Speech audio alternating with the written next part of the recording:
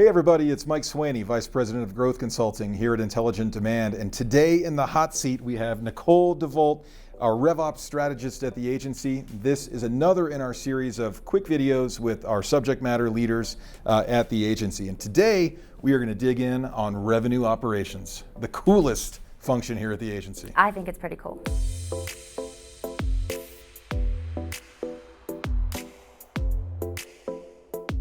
All right, Nicole, let's jump in. More and more marketing leaders are realizing that RevOps is not just tech and data, it's not just button pushing, but rather it's truly a strategic piece of a modern revenue organization. Talk a little bit about how RevOps is a strategic function, much more than just implementation.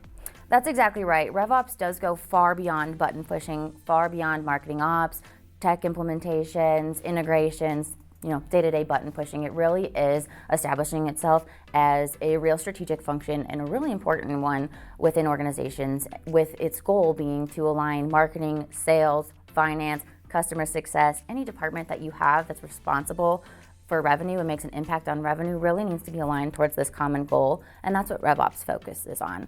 As a discipline, not always a department, but RevOps as a discipline is really the optimization of that entire end-to-end customer experience, right? So instead of having marketing, sales, customer success, finance, all operating in their own silos, RevOps is an effort to bring visibility across the entire customer lifecycle to all of those teams. So while sales or marketing or customer success may run point at any point in time, the other departments still need to have visibility into what's happening. And that visibility and that trust and collaboration in each other and in the metrics really creates a lot of efficiencies within an organization. That's interesting. It sounds almost like it's a cultural shift. Definitely, absolutely.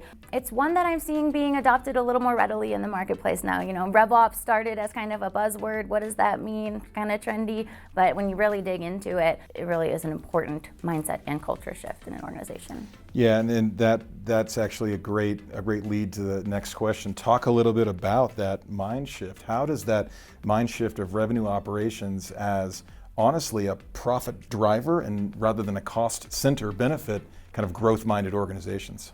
Right, exactly. So we talked about driving revenue, right? That's what we care about most.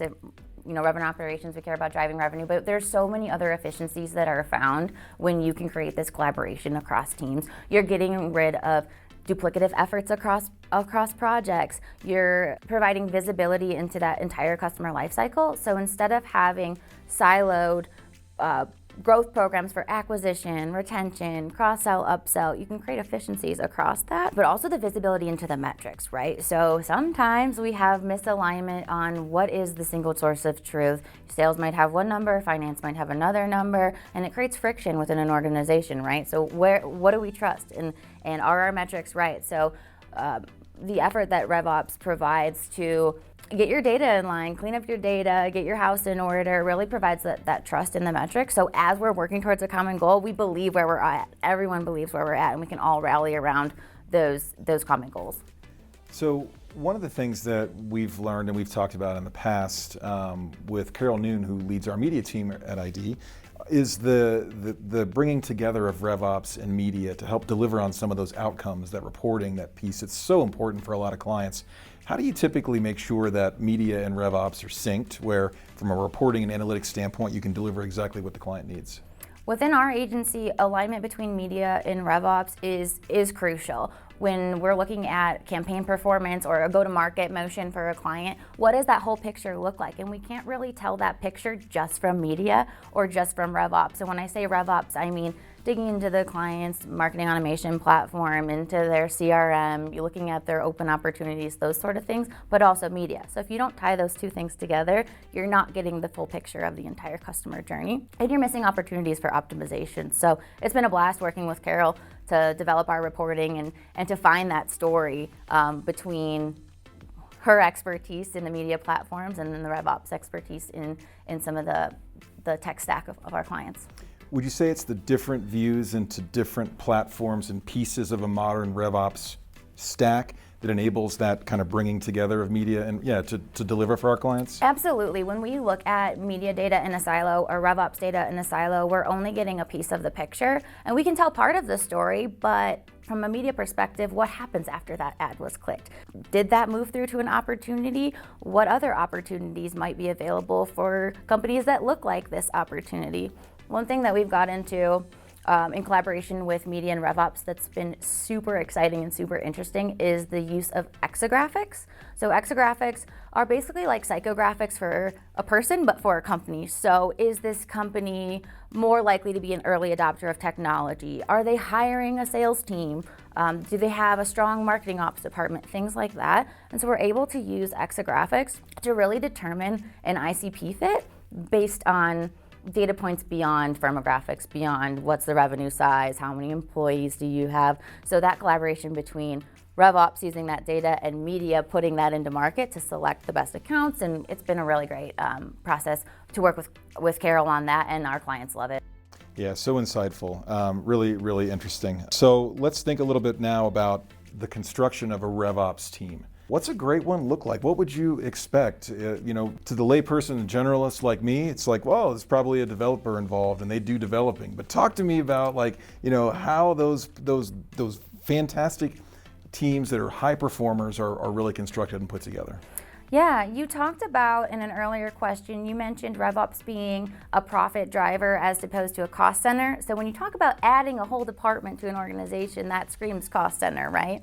So I want to be clear in that when we say RevOps, we mean it as a strategic function, not necessarily adding headcount, right? So there's a lot of articles out there right now that talk about the CMO to the CRO, and you need a chief revenue officer, and that may be true, and I'm not saying I don't believe that. What I'm saying is that you can implement a RevOps mindset and a RevOps strategic function without necessarily adding an entire department, right? It's that idea of the cross collaboration across teams. Easier said than done, right? I understand that. But if you can create that culture shift, like you mentioned, and change that mindset across sales, marketing, customer success, and really show what the big picture is going to look like and how this can benefit each individual team by working together, you can move towards a RevOps mindset without necessarily adding a full RevOps department. It's really interesting to hear the mindset piece of that as opposed to just, we're adding more headcount, but really you're right, it is a cultural shift, it's a mindset transition that organizations who are seeing, I think the best growth metrics are moving towards. So I couldn't agree more. We do, and we really need to get away from the idea of who owns this lead or who owns this contact, right? We learned it in preschool, sharing is caring, but we don't really implement that all the time in business, right? We say, these are my leads, don't touch them, I want to do this with them. But when you can create that visibility into what you're actually doing and nobody feels like you're going to mess up their process, and it's how can we work together? So if you're the salesperson and you have point on a lead, how can I in marketing support and enhance what you're doing, not take it away from you or pass it back and forth? So you mentioned lead ownership, and sometimes that is, I think, probably a source of friction, maybe negatively, in terms of who owns a lead, who owns a contact. How does that friction, for lack of a better term, impact the results of some of the growth programs that we're putting into place for our clients?